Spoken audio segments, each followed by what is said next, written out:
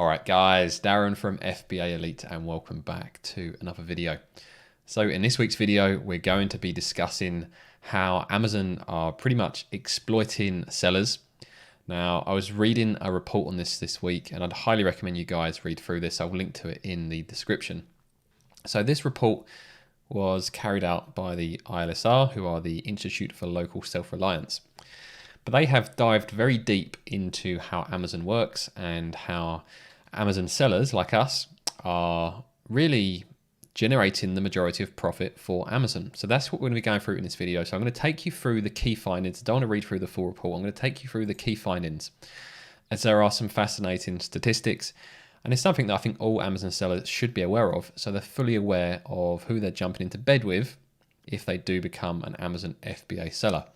And then at the end of the video, I'm going to offer my opinion as to whether I think it's worth still getting involved with Amazon FBA based on this information. So let me read out a couple of intro paragraphs first, and then we're going to jump through some of the key points, and I've got some really interesting charts and graphs to show you. So make this a fraction bigger. Amazon's dominance of online retail means that small businesses have little choice but to rely on its site to reach consumers. I think that's fair enough. I mean, other than eBay, or if you can go the Shopify route, we don't have a huge amount of options. This report finds Amazon is exploiting its gatekeeper power to pocket a growing cut of the revenue earned by these independent sellers. It's doing this by imposing ever larger fees on them. These exorbitant fees make it nearly impossible for sellers to sustain a viable business online.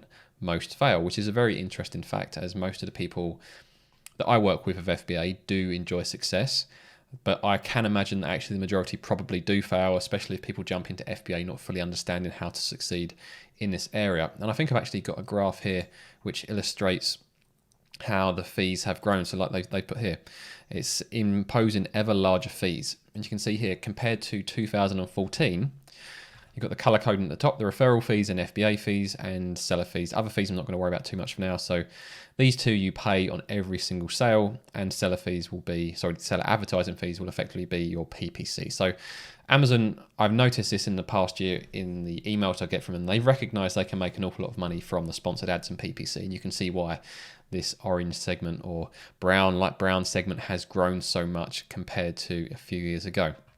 But you can see, based on the research they have done, they are predicting that in 2021, Amazon is going to make just under $125 billion from its marketplace sellers. And it's doing that by taking an ever larger cut of our fees, and also obviously by Amazon continuing to grow.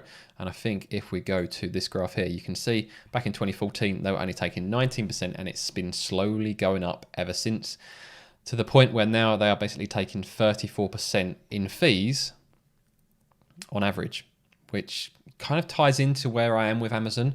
I often talk about the 40-30-30 rule when I'm talking about profit margins. So 40% for sourcing it, 30% for Amazon's fees, and if you're lucky, 30% profit left over at the end. But I could quite easily see that rule becoming the 40-35-25% rule. And to be fair, most of my profits this year have been more around the 25% region than the 30% region. And that's because Amazon have increased their fees. Yes, shipping costs have gone up as well, so that's eaten into profits. But you can see here, it's clear as day, Amazon are increasing the fees. Now, this will get to a point where if they charge too much, people will stop selling on Amazon because they won't be able to make a profit. That's the long and short of it. However, the Chinese sellers have such huge profit margins compared to us UK sellers.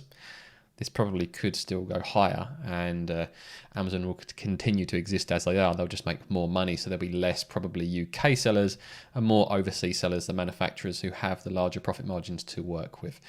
But let's go back to the key findings and just run through some more bits here. So operating an unregulated monopoly toll booth, as they call it, that sits between businesses and consumers is wildly lucrative. So FBA does sit between businesses and consumers. Amazon's revenue from the tolls it imposes on sellers has soared, growing much faster than every other major revenue stream, including Amazon Web Service, AWS. Now, AWS kind of has this reputation as being the main profit generating side of Amazon. And most people you speak to who kind of know a bit about Amazon see AWS as their cash cow, and kind of Amazon direct retail doesn't actually generate that much money. What I wasn't aware was that the sellers are actually making more for Amazon than AWS is. And that is a fascinating piece of information. I think one of these graphs shows this as well. This one here, I'm going to come back to this in a moment once I've just laid some more foundations on this piece. So these fees generate huge profits for Amazon, a fact that the tech giant conceals in its financial reports. And go down a bit further. Amazon's ability to extract such steep tolls from business selling online is a striking illustration of its monopoly power. These fees also play a crucial role in how Amazon maintains that power. As this report details, Amazon depends on profits from seller fees to fund massive losses in other areas of its operations, losses that serve to entrench and expand its dominance. And that's going to bring me back to this chart here. So 13.5 billion from AWS. They are predicting 24 billion in revenue from the marketplace, which helps subsidize the 15 billion that they spend on Prime and direct retail. So what they're saying there is the money they make from Amazon Web Services and the money they make from us FBA sellers through the marketplace generates enough profit that it allows them to sell direct retail. So the stuff that Amazon actually sell themselves, they can sell at very small profit margins or even at a loss to help basically wipe out the competition. And they can offer Prime, so next day delivery, the Prime video services and all the other benefits that come to that at a loss as well, because it allows them to continue to grow their monopoly. So they're willing to make a loss on those because they're making so much money from AWS and marketplace sellers. So it's effectively a loss leader, but at the same time grows their monopoly. So it's really, really interesting to see this approach. So what I'm going to do now is just go back to the article and go through some of these bullet pointed key facts, as they're very interesting to be aware of. Amazon pockets on average 34% of each sale made by independent businesses on the site, as we just showed you on that chart. That's up from 30% in 2018 and 19% in 2014. So huge increases. In just 2 years, Amazon's revenue from seller fees has more than doubled, rising from 60 billion in 2019 to 90 billion in 2020 to a projected 121 billion in 2021. Seller fees have grown much faster than every other revenue stream at Amazon, including AWS. And I'm just going to scroll down to the next couple. Marketplace is almost certainly a bigger source of profit than AWS, like we were just discussing. Although Amazon's financials conceal the profit it makes from seller fees, we estimate that Amazon may have generated 24 billion in profit from Marketplace in 2020 compared to 13.5 billion from AWS, which is just the most recent chart or graph that I showed you. So the profits from the seller fees form the linchpin in Amazon's market domination strategy. For one, these profits allow Amazon to sustain huge losses on Prime. By providing free shipping for an annual fee that doesn't come close to covering the cost, Amazon has induced more than 2/3 of US households, and it's probably similar figures in the UK, to join Prime and makes its platform the first and often only shopping site they visit.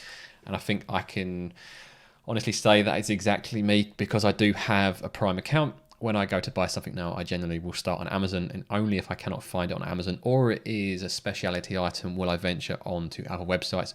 Or if it's super low value, probably less than £10, I might jump on to eBay, as quite often it'll be cheaper on there, as you're not having to cover the kind of extra fees that the sellers will face on Amazon because of Prime and the fulfillment and referral fees.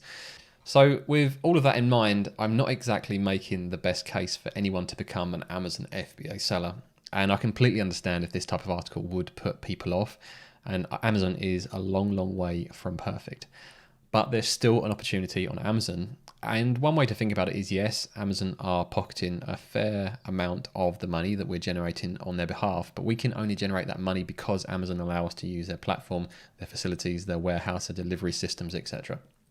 Now, the way I see it is compare it to the alternatives. So think about your job, for example. For those of you that are employed on a typical basis, you'll be working Monday to Friday, the best part of 40 hours a week. So you're giving up 40 hours of your time for a boss that possibly doesn't care that much about you. I'm not saying that Amazon will care about you either. But sometimes you have to put these things into perspective. So Amazon is far from perfect, but when you look at the traditional alternatives of being employed, I mean, for me, it's an easy choice. I'm going to go the Amazon route all day long. But as long as you're aware of what you're getting into, and if you do go into Amazon, make sure you diversify as well. Do not become 100% on Amazon. Just as I say to any employee, don't be 100% dependent on your salary either. Always have income sources from multiple revenue streams if possible. So that's my take on it. I'm still well up for the Amazon FBA game. There's still opportunity there. Yes, I know they are bending me over. They're bending us all over, and they're doing very well from it, but they are offering us an opportunity that isn't available in the traditional way that people have worked for hundreds of years. So Let me know what you think about this video. Let me know what you think of this article, what you think about Amazon. Is it going to put you off becoming an Amazon FBA seller? Let me know in the comments. If you're not already a member, head over to fbaelite.com, sign up to the forums. It's completely free. I'm on there most days, and I'll see you guys on the forums.